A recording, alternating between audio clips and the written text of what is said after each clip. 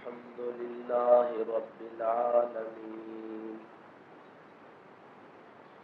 والصلاة والسلام على رسوله سيد المرسلين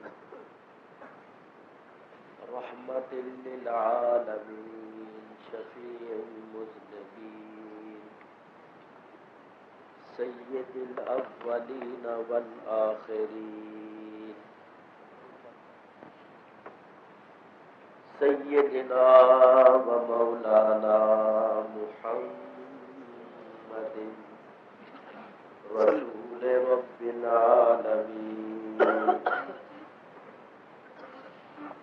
وعلى آله الطيبين الطاهرين وأصحابه المكرمين المعظمين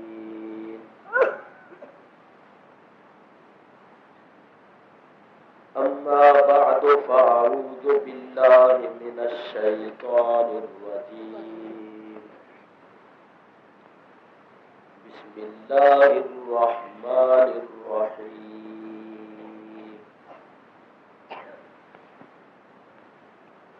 ألف لام ميم أحسب الناس أن يتركوا أن يقولوا آمنا وهم لا يفتنون ولقد فتنا الذين من قبلهم فليعلمن الله الذين صدقوا وليعلمن الكاذبين سبحان الله صدق الله العلي العظيم وبلغنا رسوله النبي الكريم الحبيب الأمين ونحن على ذلك لمن الشاهدين والشاكرين والحمد لله رب العالمين. درود شریف پڑھیے.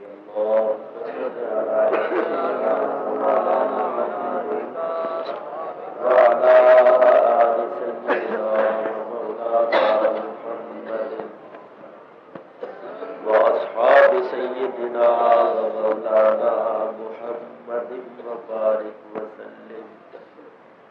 يا رسول الله الصلاة والسلام عليك يا حبيب الله الصلاة والسلام عليك يا رحمة للعالمين وعلى آلك وأصحابك يا شفيع المذنبين.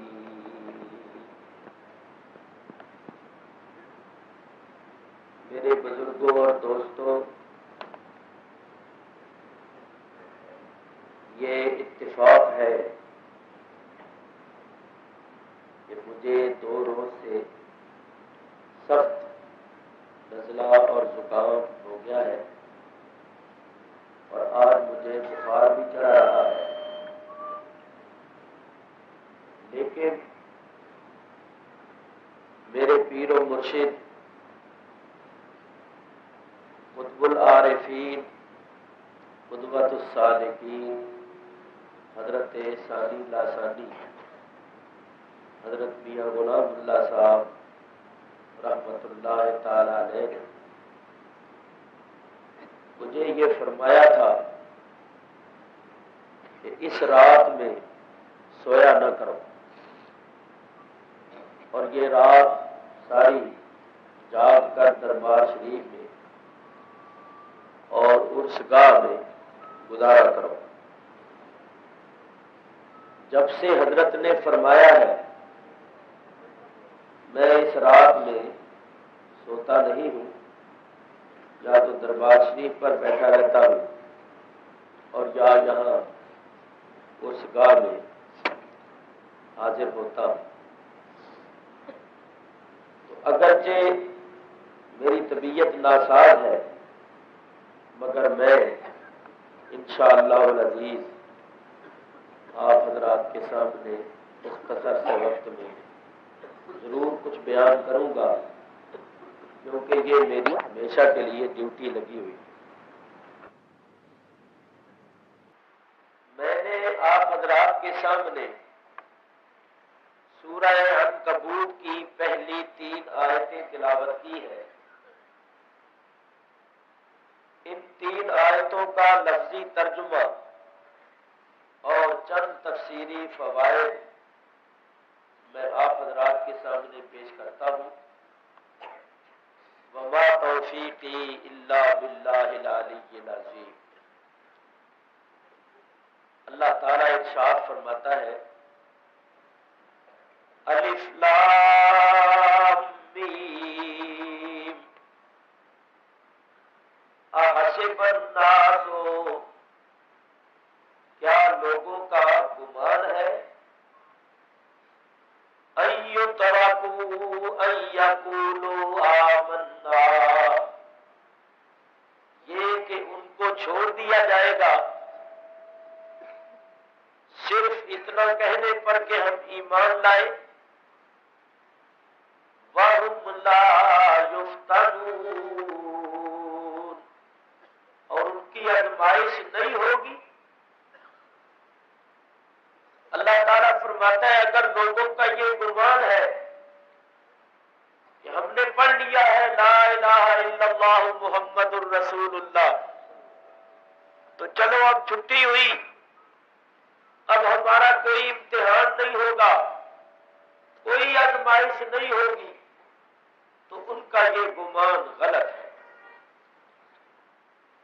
ان کو یہ جان لینا چاہیے کہ ان کا امتحان ضرور ہوگا، ان کی آزمائش ضرور ہوگی، اور یہ آزمائش کرنا، امتحان کرنا ہماری سنت ہے۔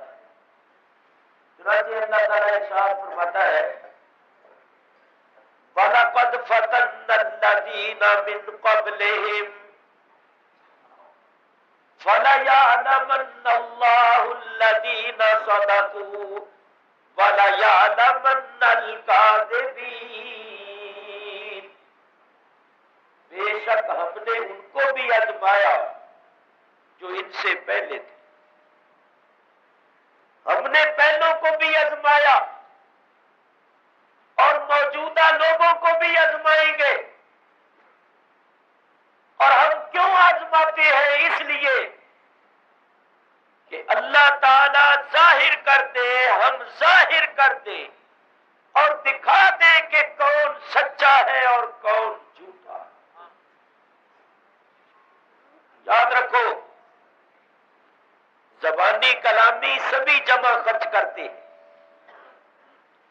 لیکن کون سچا ہے اور کون جھوٹا ہے، کون ثابت قدم ہے اور کون متزلزل ہے، اس کا پتہ امتحان کے وقت چلتا ہے۔ تو اللہ تعالیٰ تو عالم الغیب والشہادہ ہے، اس سے کوئی چیز پوشیدہ نہیں، وہ تو سب کچھ پہلے سے ہی جانتا ہے۔ وہ جو اپنے بندوں کا امتحان کرتا ہے تو اس لیے کہ اس کے بندوں کی قابلیت، اس کے بندوں کی صلاحیت، ان کے بندوں کا صبر و استقلال دوسروں پر بھی ظاہر ہو جائے اور دوسرے بھی جان لیں کہ یہ اللہ والے اللہ کی راہ میں کس قدر ثابت قدم ہوتے ہیں۔ اس کا فائدہ یہ ہوتا ہے کہ جن کا امتحان ہوتا ہے وہ امتحان میں ثابت قدم رہتے ہیں تو اللہ تعالیٰ ان کا درجہ بلند کر دیتا ہے اور آنے والی نسلوں کے واسطے ان کا کردار مثال بن جاتا ہے۔ تو اللہ فرماتا ہے کہ یہ ہماری سنت ہے، ہمارا طریقہ ہے، ہم نے پہلوں کو بھی آزمایا ہے، موجودہ لوگوں کو بھی آزمائیں گے، ہم سب کو آزماتے ہیں اور اس لیے آزماتے ہیں کہ پتہ چل جائے کون سچا ہے اور کون جھوٹا۔ مقام پر فرمایا وَلَنَبْلُوَنَّكُمْ بِشَيْءٍ مِّنَ الْخَوْفِ وَالْجُوعِ وَنَقْصٍ مِّنَ الْأَمْوَالِ وَالْأَنفُسِ وَالثَّمَرَاتِ، ہم ضرور تمہیں آزمائیں گے۔ کس چیز کے ساتھ؟ من الخوف، خوف سے، والجوع اور بھوک سے، ونقص من الاموال اور مالوں کے نقصان سے، والانفس اور جانوں سے، والثمرات اور پھلوں سے یعنی بچوں سے۔ کسی کو خوف اور پریشانی میں مبتلا کر کے آزمائیں گے، کسی کو بھوک اور پیاس میں مبتلا کر کے آزمائیں گے، کسی کے مال کا نقصان کر کے، کسی کی جان لے کر، کسی کے بچے لے کر، اور پھر دیکھیں گے کہ امتحان کے وقت، آزمائش کے وقت کون صبر و استقلال کا مظاہرہ کرتا ہے۔ فرمایا وَبَشِّرِ الصَّابِرِينَ، اے میرے حبیب صبر کرنے والوں کو کچھ خبری دے۔ کون ہے صبر کرنے والے؟ صبر کرنے والے وہ ہیں کہ جب ان کو کوئی مصیبت پہنچتی ہے تو مصیبت کے وقت وہ واویلا نہیں کرتے، شور نہیں مچاتے، سینے پر ہاتھ نہیں مارتے،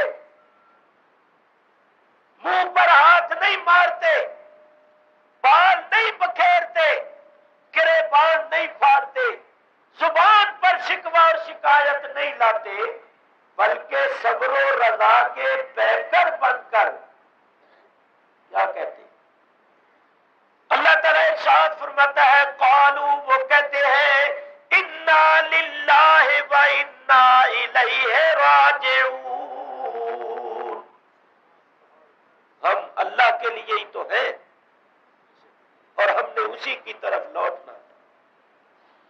اولئک علیہم صلوات من ربہم ورحمہ، اللہ فرماتا ہے یہی وہ لوگ ہیں جن پر اللہ صلوات بھیجتا ہے، درود بھیجتا ہے، جن کی تعریف اور ثنا کرتا ہے، اور جن پر اپنی رحمت کی بارش نازل فرماتا ہے۔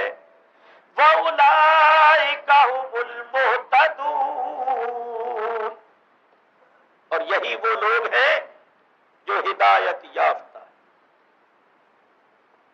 معلوم ہوا کہ اللہ تعالی ضرور امتحان کرتا ہے، اور امتحان کرنا اس کی سنت ہے، اس کا طریقہ۔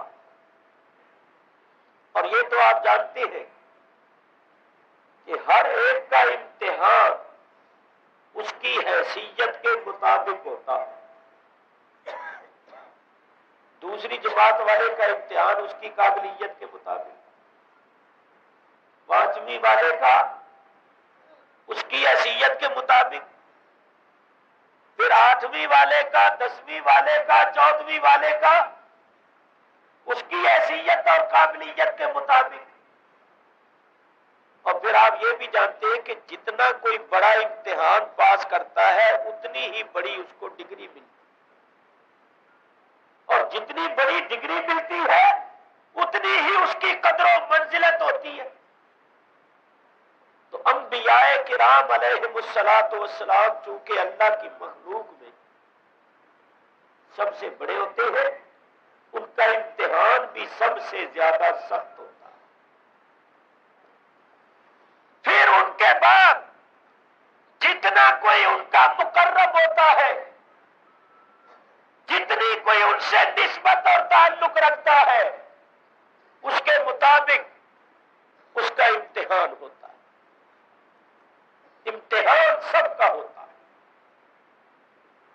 مثلا میں اشارتاً ایک دو باتیں عرض کرتا ہوں۔ حضرت آدم الصلاۃ والسلام 300 سال تک آزمائش میں، تکلیف میں اور مصیبت میں مبتلا،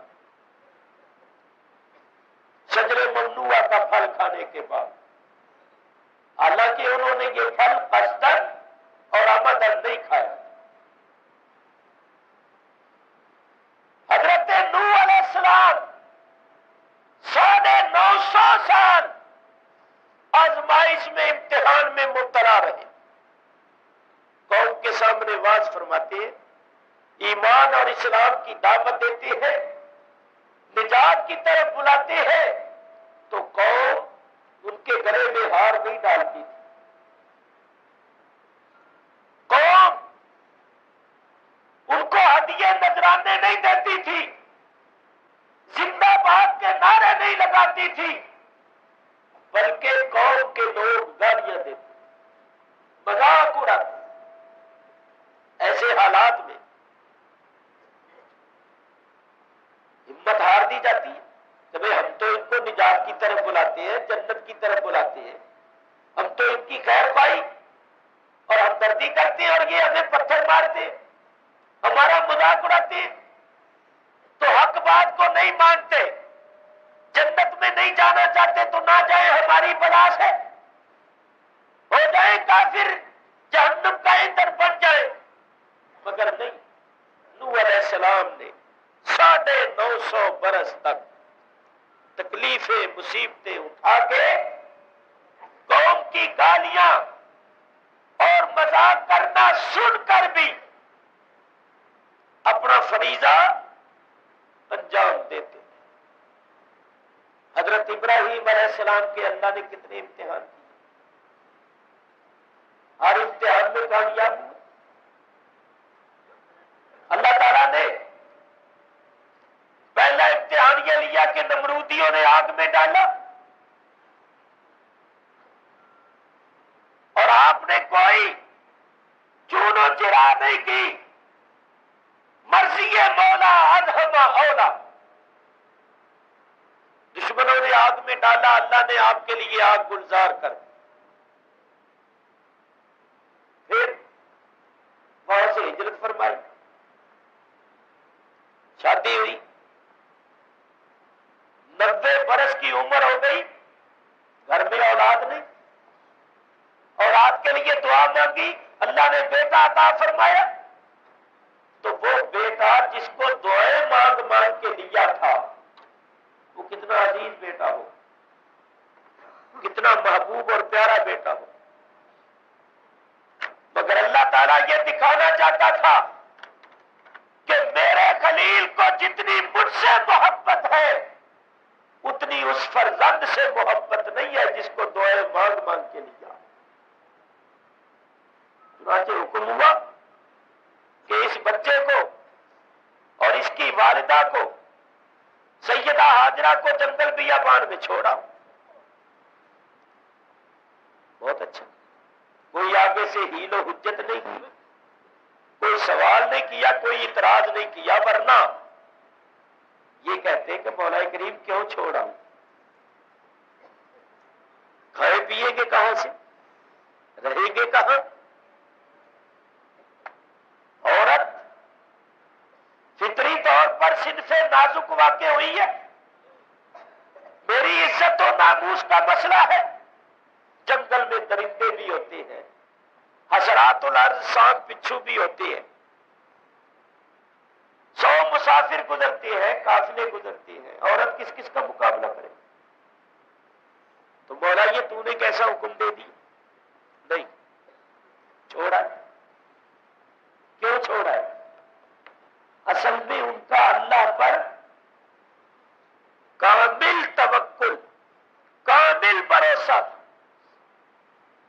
یقین کامل حاصل تھا، ایمان کامل حاصل تھا۔ وہ جانتے تھے کہ جو خدا میرے اوپر اتنی بڑی آگ کو گلزار کر سکتا ہے، وہ جنگل میں میری بیوی اور میرے بچے کی حفاظت بھی کر سکتا ہے، ان کو کھانے پینے کو بھی دے سکتا ہے، کیونکہ جس نے یہ حکم دیا ہے وہ بھی تو جانتا ہے کہ یہ عورت ہے، اس کو بھی تو پتا ہے کہ یہ میری بیوی ہے، میری عزت و ناموس کا مسئلہ ہے، اس کو بھی تو پتا ہے کہ ان کو کھانے پینے کی عادت ہوتی ہے۔ تو جب اس نے سب کچھ جاننے کے باوجود حکم دیا ہے تو اس حکم کے سامنے کوئی اعتراض نہیں کرنا چاہیے، بلکہ اعتراف کرنا چاہیے، تعمیل کرنی چاہیے۔ اور ایک ہم ہے کہ اللہ اور اللہ کے رسول کے احکام کو سنتے اور آگے سے سو حجتیں کرتے، تعویلیں کرتے، طرح طرح کی باتیں کرتے۔ یاد رکھو، نکتہ چینی کرنے والے، اعتراضات کرنے والے اللہ تعالی کی رضا کا مقام حاصل نہیں کر سکتے۔ اللہ کی رضا اور اللہ کی خوشنودی کا مقام ان کو حاصل ہوتا ہے جو اعتراض نہیں کرتے بلکہ اعتراف کرتے۔ وہ کہتے ہیں سر تسلیم خم ہے جو مزاج یار میں چھوڑا، پھر حکم ہوا کہ اسی بچے کی گردن پر چھری چلا دو، تو بالکل تیار، چلا دی۔ چھری نے نہیں کاٹا تو نہ صحیح، مگر خلیل اللہ نے تو کوئی کسر نہیں نہ باقی چھوڑی۔ انہوں نے تو جو کرنا تھا وہ کر کے دکھا دی، تو ہر امتحان میں کامیاب۔ اسی طرح آپ انبیاء کرام کے حالات پڑھتے جائیے، حضرت ایوب علیہ السلام کے حالات پڑھیے، یونس علیہ السلام کے حالات، یعقوب علیہ السلام کے، یوسف علیہ السلام کے، حضرت موسیٰ اور حضرت عیسیٰ علیہ السلام کے۔ اللہ تعالیٰ نے ان کو کیسے کیسے امتحانوں میں مبتلا کیا، کیسی کیسی تکلیفیں مصیبتیں آئیں، مگر انہوں نے کسی کمزوری کا مظاہرہ نہیں۔ خود اپنے آقا و مولا، بے بسوں کے بس اور بے کسوں کے کس، رحمت للعالمین، شفیع المذنبین، احمد مجتبی محمد مصطفیٰ صلی اللہ تعالی علیہ وآلہ آلہ واصحابہ وبارک وسلم کی مقدس زندگی کے حالات پڑھی۔ اللہ کی راہ میں کتنی تکلیفیں ہوئی، ایک ارشاد سے آپ اندازہ کر سکتے ہیں۔ فرمایا جتنا میں اللہ کی راہ میں ستایا گیا ہوں کوئی پیغمبر نہیں ستایا گیا۔ کافروں نے کتنے مظالم کیے آپ پر، اور آپ کے ماننے والوں پر دشمنوں نے مظالم کی انتہا کی۔ کوئی ظلم و ستم ایسا نہیں تھا جو انہوں نے آپ پر اور آپ کے ماننے والوں پر نہیں کیا تھا، مگر سرکار نے کسی کمزوری کا مظاہرہ نہیں، ثابت قدم رہے۔ اسی طرح آپ کے اصحاب ثابت قدم رہے، حضور علیہ السلام کی آل پاک ثابت قدم رہے۔ اس کے بعد آپ حالات پڑھتے چلے جائیے، ائمہ کے حالات پڑھیے، علماء کے حالات پڑھیے، بزرگان دین کے حالات پڑھیے، کتنی کتنی تکلیفیں مصیبتیں آئی، مگر انہوں نے کسی کمزوری کا مظاہرہ نہیں۔ کربلا کے میدان میں نبی کے نواسے نے فاطمہ الزہرا کے لخت جگر نے اپنے عمل سے یہ ثابت کر دیا کہ میں اپنی آنکھوں کے سامنے بھرا ہوا گھر تو لٹتے دیکھ سکتا ہوں، لیکن نانے کے دین کا نقشہ بگڑتے ہوئے نہیں دیکھ۔ میں ایک بات صرف یہاں کرتا ہوں، اس کو آپ غور سے سننا، یہ سیاست نہیں ہے، یہ دین ہے۔ بولو، حضرت امام حسین رضی اللہ تعالیٰ عنہ کی یزید کے ساتھ جو مخاصمت تھی، جو جھگڑا تھا، وہ کیا تھا؟ مسئلہ کیا تھا؟ کیا آپ حکومت چاہتے تھے؟ اقتدار چاہتے تھے؟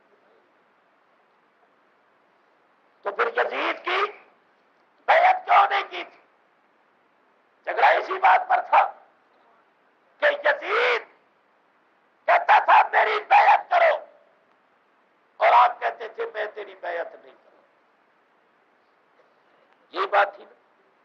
یزید کا مطالبہ کیا تھا کہ میری بیعت. یہاں بس بات کر دی. اس زمانے میں ووٹ نہیں پڑتے تھے، بیعت ہوتی تھی. اور آج کل بیعت نہیں ہوتی، ووٹ پڑتے. تو یہ ووٹ جو ہے یہ بیعت کے قائم مقام. امام علی مقام سے یزید ووٹ مانگتا تھا، آپ نے ووٹ دی، کیوں نہیں دیا؟ وجہ کیا تھی؟ وجہ یہ تھی کہ یزید فاسق و فاجر تھا. اس وقت اس کا فسق و فجور کیا تھا؟ جب اس نے بیعت طلب کی تھی. کربلا کا واقعہ تو بعد میں ہوا، اولاد رسول کو اس نے قتل کیا کروایا، اولاد رسول کی جو توہین کی کروائی وہ تو سب کچھ بعد میں ہوا. جس وقت اس نے بیعت طلب کی تھی اس وقت اس کا فسق و فجور کیا تھا؟ وہ کوئی خدا کا منکر نہیں تھا، نبی کریم کی رسالت کا منکر نہیں تھا، دین اسلام کے دین ہونے کا منکر نہیں تھا، قرآن کے کلام الہی ہونے کا منکر نہیں تھا. اس کا فسق و فجور یہ تھا کہ شراب پی لیتا اور شراب کے نشے میں دھت ہو کر نمازیں چھوڑ دیتا، شکار وغیرہ کھیل لیتا، کبھی کبھی کوئی گیت گانے وغیرہ سن لیتا. یہی اس کا فسق و فجور. یہ نہیں کہ ہمیشہ ہی نماز نہیں پڑھتا تھا، نہیں، جب شراب کے نشے میں مخمور ہوتا تھا چھوڑ دیتا. تو معلوم ہوا کہ یزید کا فسق و فجور یہ تھا کہ وہ شرابی تھا، بے نماز تھا. امام علی مقام نے اس کو ووٹ نہیں دیا اور آنے والی نسلوں کو بتا دیا کہ اگر میرے ساتھ محبت رکھتے ہو تو شرابیوں کا ساتھ نہ دیں. نعرہ تکبیر، نعرہ رسالت. ہم محبت رکھتے ہیں امام حسین کی، دعویٰ کرتے ہیں امام حسین کی محبت کا کام کرتے ہیں یزیدیوں والے. قیامت کے دن کیا منہ دکھائیں گے اور کس طرح ان کے جھنڈے تلے جگہ حاصل کر سکیں گے؟ تو امام علی مقام آنے والی نسلوں کو بتا گئے کہ ووٹ کس طرح استعمال کریں، کس کو دینا، کون اس کا مستحق. میرے بزرگوں اور دوستوں، غور کے ساتھ سنیں. چند دن پہلے کی بات ہے، میں کراچی میں رات کو تقریر کر کے آ رہا تھا، 1:30 بجے کا ٹائم تھا. تو ٹیکسی پر بیٹھا ہوا تھا، ایک کار آئی پیچھے سے، بڑی تیزی کے ساتھ وہ دوڑاتا ہوا جا رہا تھا، اور کبھی ادھر کبھی ادھر کبھی ادھر کبھی ادھر. ایسا معلوم ہوتا تھا یا اس فٹ پاتھ پر مارے گا یا ادھر مارے گا یا ادھر مارے گا. تو ٹیکسی ڈرائیور جو تھا وہ کہنے لگا معلوم ہوتا ہے اس نے شراب پی ہے، نشے کی حالت سے. ایک تو اندھا دھند چلا رہا ہے تیز، دوسرا موٹر اس کے قابو میں نہیں، ہوش نہیں ہے اس کی، تو یہ ضرور کہیں مارے گا. چنانچہ ہم تھوڑا سا ہی آگے گئے تو اس نے مار دی. ایک چوک تھا، چوک کے اندر وہ گول سا کھڑا بنا ہوا تھا جس کے اوپر بتی لگی ہوئی تھی. اس نے اس کے ساتھ آ کر جو ماری، کار بھی ٹوٹ گئی اور وہ اندر بیٹھا ہوا تھا اور اس کے منہ سے شراب بہہ رہی. ولایت میں تو پتہ چل جائے تو حکومت پکڑ لے گی، چالان کر. کیونکہ جو شراب پیا ہوا ہے وہ اگر موٹر چلائے گا تو ضرور کسی میں مارے گا، اور ضرور کسی کی جان کی ہلاکت کا سبب بنے گا، تو میاں وہاں تو کسی شرابی کو موٹر چلانے کی اجازت نہیں ہے، یہاں تم ملک چلانے کی اجازت کیسے دے دیں؟ تو میاں ان کو اپنا رہنما بناؤ، ان کو مقتدا بناؤ۔ جو مسلمان حضور کے غلام اور صحیح معنوں میں نظام مصطفیٰ صلی اللہ علیہ وسلم کے نافذ کرنے والے، مقام مصطفیٰ اور مقام صحابہ، مقام اہل بیت اور مقام اولیاء کا تحفظ کرنے والے،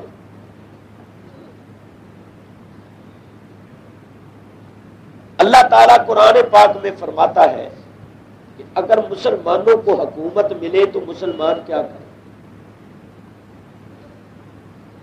اللہ فرماتا ہے الذین امکناہم فی الارض، مسلمان وہ لوگ ہیں کہ اگر ہم ان کو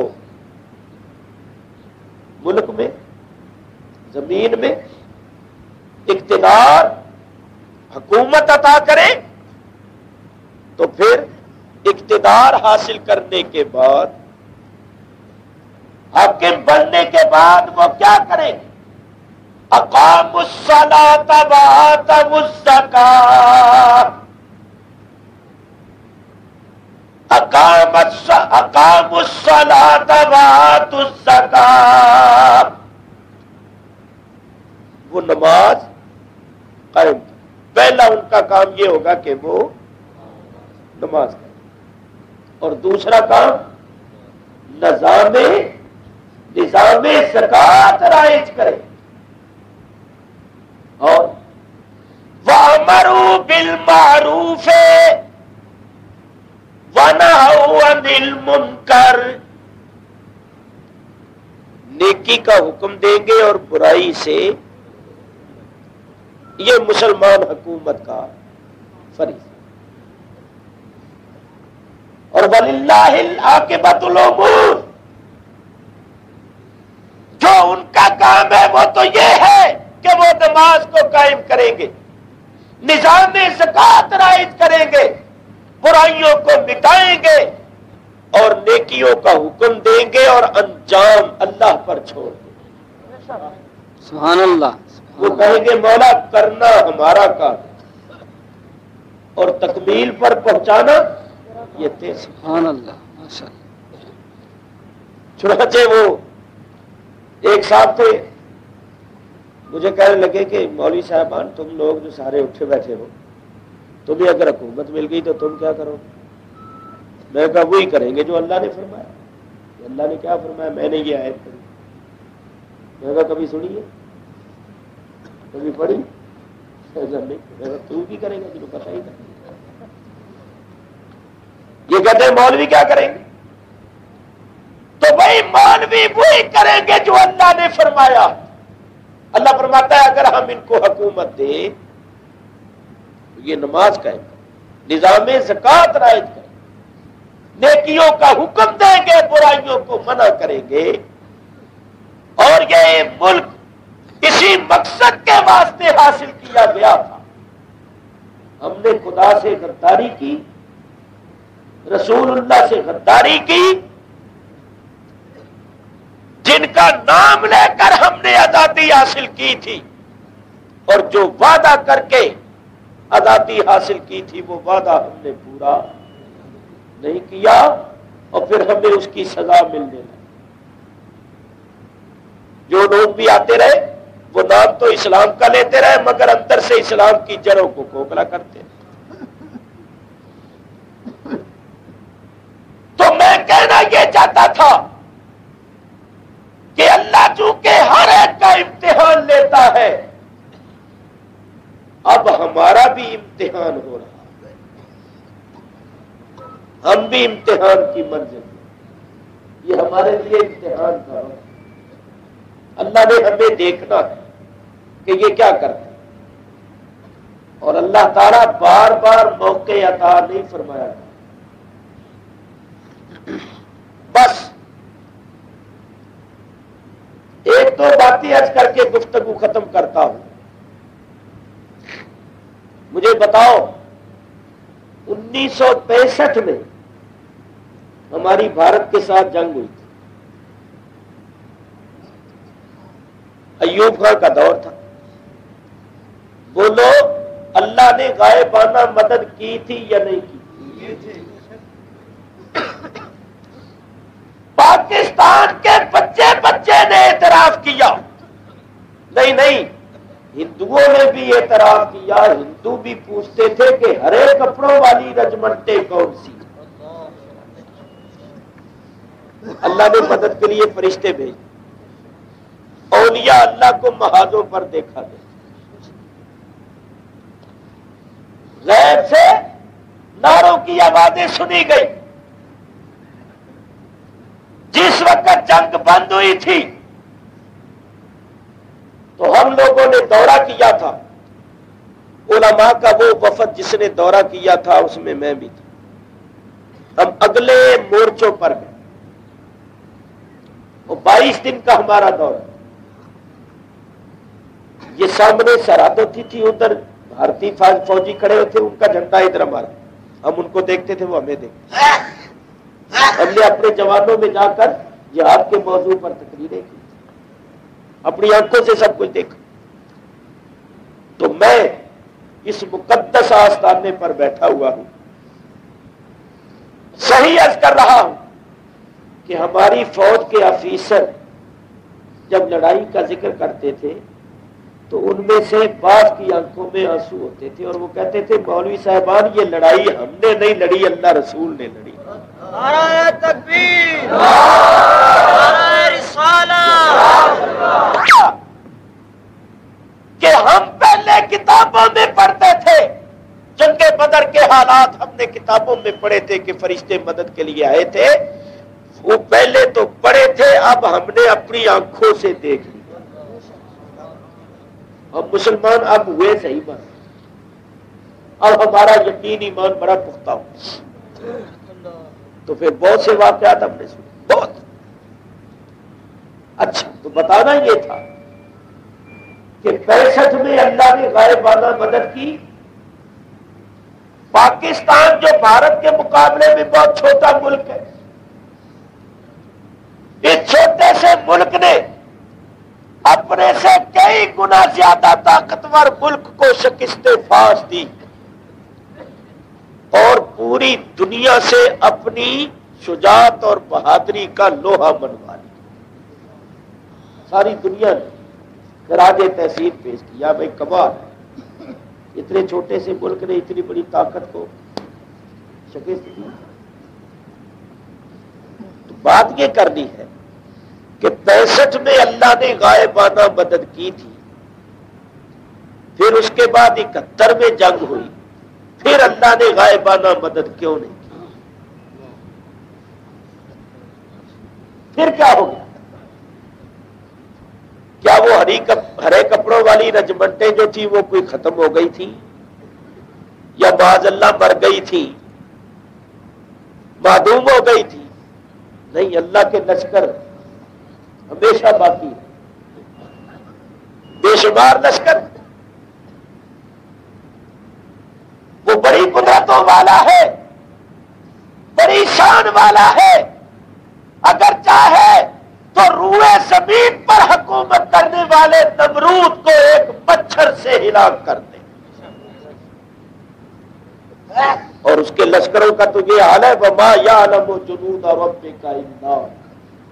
اللہ کے لشکروں کو تو اللہ کے سوا ذاتی طور پر کوئی جانتا ہی نہیں. تو اللہ کے بے شمار لشکر. تو 71 کی جنگ میں کیوں نہیں مدد ہوئی؟ ہرے کپڑوں والی رجمنٹیں کیوں نہیں نظر آئی؟ اولیاء اللہ کیوں نہیں نظر آئے محاذ پر؟ تو وجہ اس کی آپ کو بتاؤں. آپ کے نزدیک تو شاید کوئی اور وجہ ہوگی, میرے نزدیک یہ وجہ ہے کہ 71 میں جو جنگ ہوئی تھی اس سے پہلے 70 میں الیکشن ہوئے تھے, اور اسی الیکشن میں ایک طرف اسلام تھا، دوسری طرف سوشلزم تھا. ایک طرف یہ تھا کہ نظام مصطفیٰ لائیں گے، اور دوسری طرف یہ تھا کہ روٹی کپڑا اور مکان ملے گا، یہ ہوگا وہ ہوگا. ہم نے روٹی کپڑے کو ترجیح دی،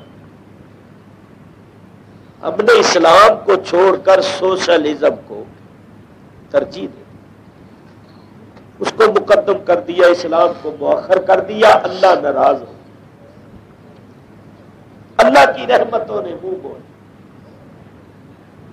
جب ہم نے دین سے منہ پھیرا،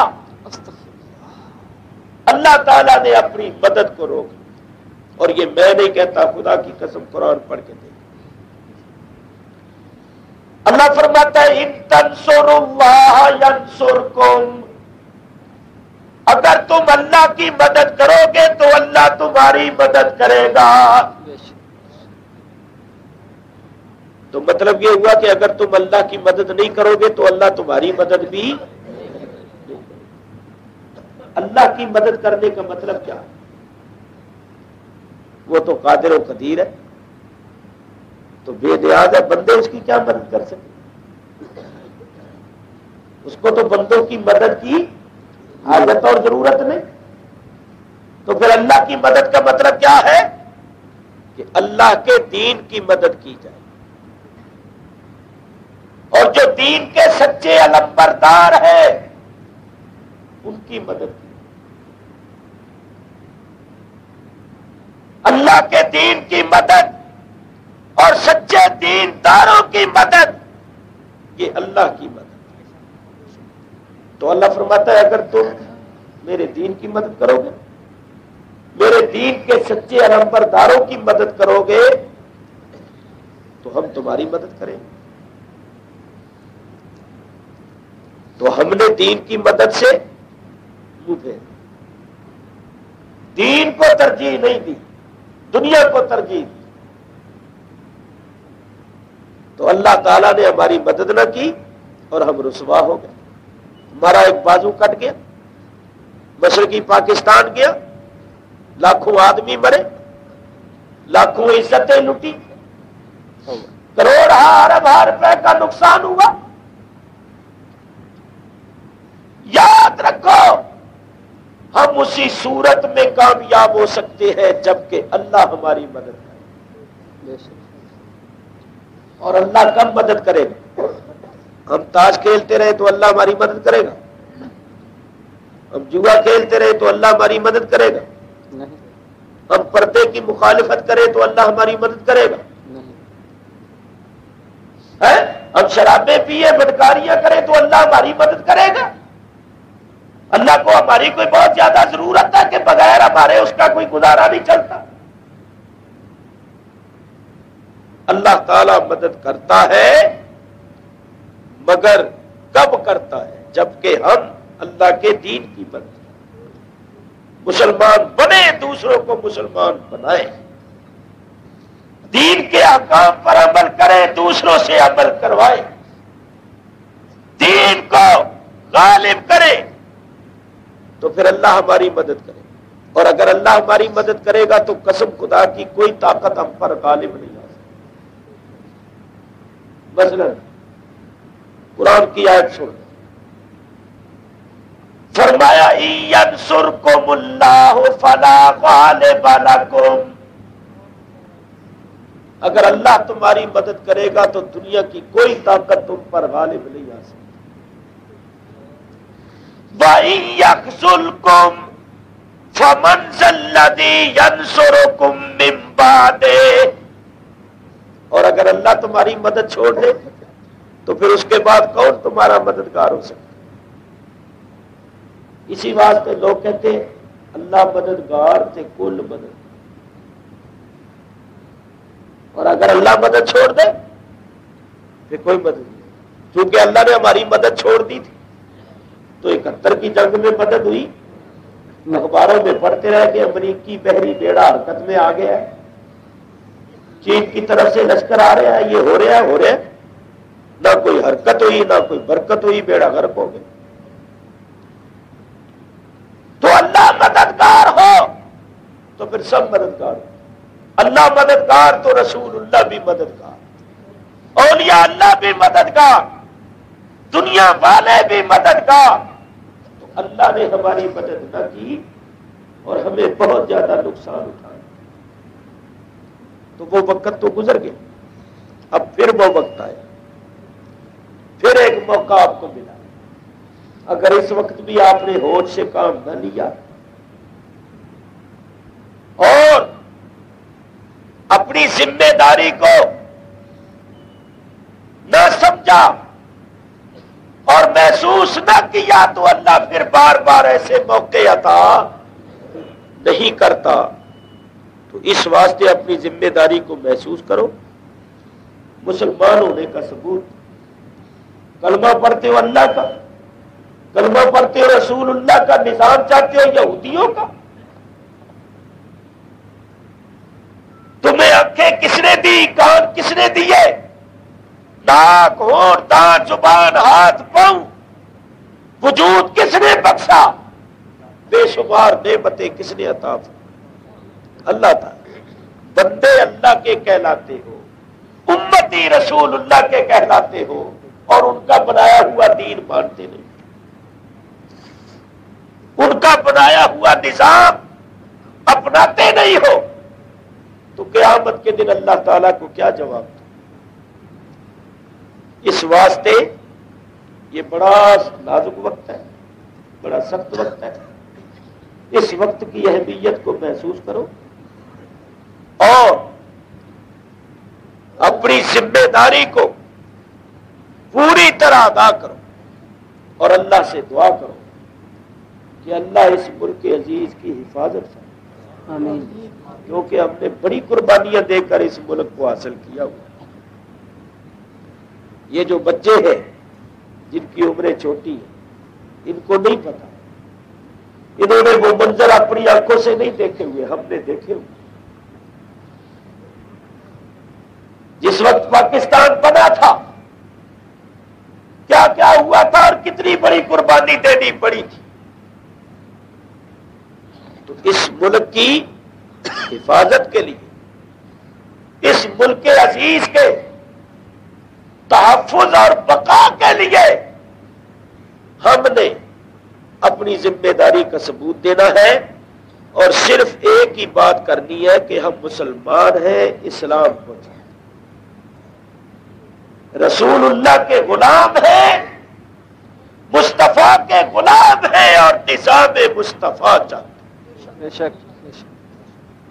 نظام مصطفیٰ صلی اللہ علیہ وسلم آ جائے، سب کی عزت محفوظ، سب کی جان محفوظ، سب کا مال محفوظ، ہر چیز محفوظ، ہمارا ملک سلامتی کی جنت بنے.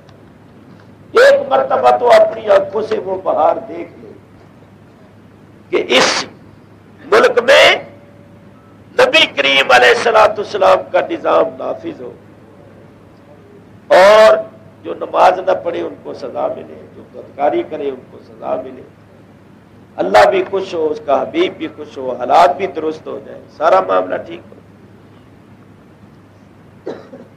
تو اللہ تعالیٰ ارشاد فرماتا ہے ہم سب کا امتحان کرتے ہیں اور امتحان اس لیے کرتے ہیں کہ پتہ چل جائے کون سچا ہے اور کون جھوٹا. یہ اللہ تعالیٰ کی سنت، اللہ تعالیٰ کا طریقہ ہے. امتحان ہوئے اور جو امتحانوں میں کامیاب ہوئے اللہ تعالیٰ نے دنیا میں ان کو اتنی عزت عطا فرمائی کہ آج تک ان کا نام روشن، ان کی عظمت کے پرچم لہرا رہے اور قیامت کے دن اللہ ان کو وہ درجہ مرتبہ عطا فرمائے گا کہ دیکھنے والے رس. تو میرے بزرگوں اور دوستوں، آپ دیکھ رہے ہیں میری آواز سے آپ اندازہ لگا رہے ہیں کہ میں بڑی تکلیف کے ساتھ بول رہا ہوں، چونکہ یہ میرا پیر خانہ ہے. جتنے حضرات شرکپور شریف حاضر ہونے والے ہیں وہ شرکپور شریف کی روایات کو اور یہاں جس شان و شوکت اور جس طریقے سے عرس مبارک ہوتا ہے وہ سب جانتے ہیں کہ حضرت ثانی صاحب قبلہ رحمت اللہ تعالی علیہ کی ظاہری حیات مبارکہ میں کیا تھی۔ اب حالات بدلتے جا رہے ہیں۔ ہم لوگوں کو، ہم غلاموں کا یہ حق ہے کہ جس طرح بھی ہم سے ہو سکے ہم اس روایت کو قائم رکھیں، وہ طریقہ جو ہمارے حضرتوں کا تھا اس کو نہ چھوڑیں، اس کو نہ بدلے، اس سے ان کی روح خوش ہوگی اور ہمیں ان کی روحانیت سے فیوز و برکات حاصل۔ اب بڑی مصیبت ہو گئی ہے کہ وہ ہم نے طریقے چھوڑ دیے۔ پہلے ہم عرس پر حاضر ہوتے تھے تو جو کچھ دیکھتے تھے نا وہ اب نظر نہیں۔ میں آپ کو بتاؤں یہ شرف پور شریف کا وہ عرس ہے کہ اس عرس کے موقع پر بڑے بڑے کاملین لوگوں کی روحیں تشریف لاتی، بہت سے لوگوں کو نبی کریم صلی اللہ علیہ وسلم کی زیارت ہوتی، انوار و تجلیات کا نزول وہ اپنی آنکھوں سے دیکھتے۔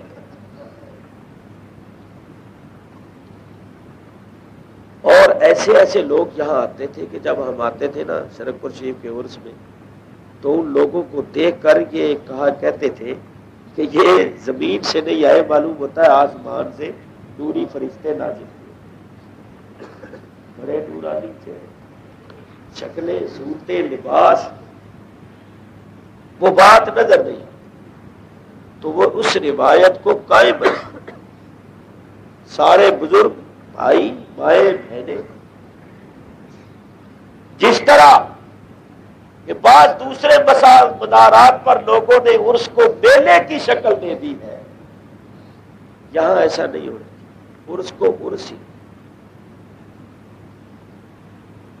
تو عورتوں کو حضرت منع فرماتے تھے۔ اب میں نے دیکھا مزار شریف پر وہ پڑھ رہی ہے اونچی اونچی، کوئی واز کر رہی ہے، کوئی پڑھ رہی ہے، کوئی پڑھا رہی ہے، کوئی باتیں کر رہی ہے، اور اسی طرح اور بھی بہت سی ایسی چیزیں دیکھنے میں آتی ہیں جو حضرت کے زمانے میں نہیں تھی، جن چیزوں سے حضرت ناراض ہوتے تھے، سختی سے منع فرماتے تھے۔ تو ہم لوگوں کو چاہیے کہ شرف پور شریف کی وہ جو روایات ہے، یہاں کے عرس مبارک کا جو تقدس ہے اس کو قائم رکھیں، تاکہ لوگ یہاں آئے اور وہ دیکھ کر جائیں اور جا کر یہ کہیں کہ جیسا اور سب نے وہاں دیکھا ایسا کسی اور جگہ نہیں۔ تو اللہ تعالیٰ مجھے بھی اور آپ کو عمل کی توفیق دے۔ وآخر دعوانا سلام مصطفیٰ جان رحمت شمع بز میں ہدایت، اور جس طرف اٹھ گئی دم میں دم آ گیا، جس طرف اٹھ گئی اجڑے ہوئے بس گئے، اس نگاہ عنایت کے لاکھوں سلام مصطفیٰ جان رحمت شمع بز میں ہدایت، الغرض ان کے ہر منہ پہ لاکھوں درود، ان کی ہر خو و خصلت پہ لاکھوں سلام، ان کے مولا کے ان پر کروڑوں درود، ان کے مولا کے ان پر کروڑوں درود، ان کے مولا کے ان پر کروڑوں درود، ان کے اصحاب و اطرت پہ لاکھ اور ایک میرا ہی رحمت پہ دعویٰ نہیں شاہ کی ساری امت مصطفیٰ جان رحمت شمع بد میں ہدایت مجھ سے خدمت کے قدسی کہے ہاں رضا مصطفیٰ جان رحمت مصطفیٰ جان رحمت پہ مصطفیٰ جان رحمت پہ لاکھوں سلام شمع بد میں ہدایت شمع بد میں ہدایت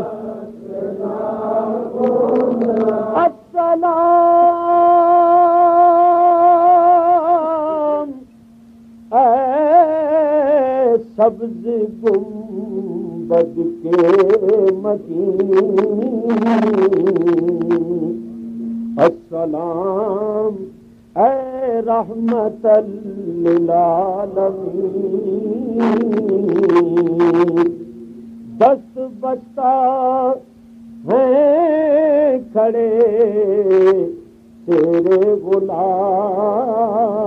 غلام اور عاجزانہ عرض کرتے ہیں سلام الصلاة والسلام علیک یا رسول اللہ الصلاة والسلام علیک یا حبیب اللہ وعلی آلک واصحابک وازواجک واولیاء امتک وعلماء ملتک یا نبی اللہ. جی ہو رہی